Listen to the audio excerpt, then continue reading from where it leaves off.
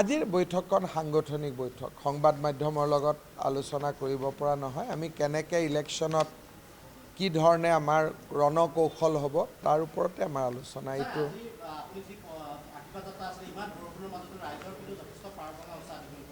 চাওক, দুটা কথা।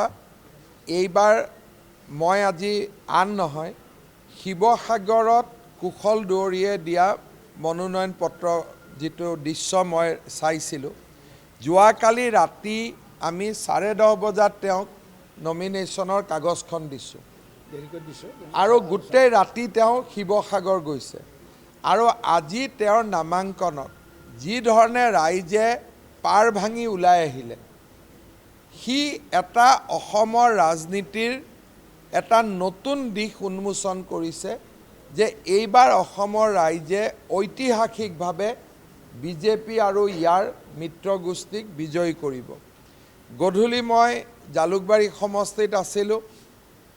স্বাভাৱিকতে 25 বছৰৰ সম্পৰ্ক, মই গ'লে ৰাইজ আহে, ৰাইজে মোক লগ পায়।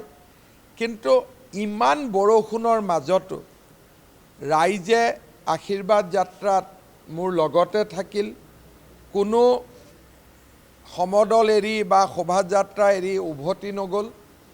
আৰু মই ভাবোঁ যে ই এটা অদ্ভুত আমাক কনফিডেন্স দিছে, আত্মবিশ্বাস দিছে যে ৰাইজ সঁচাকৈ আমাক এইবাৰ আশীৰ্বাদ দিছে। আৰু মই বিশ্বাস কৰোঁ যে ৰাইজৰ মৰম, চেনেহ, আশীৰ্বাদ আমি বিকাশ আৰু প্ৰগতিৰ জৰিয়তে আমি অসমবাসী ৰাইজক উভতাই দিব পাৰিম।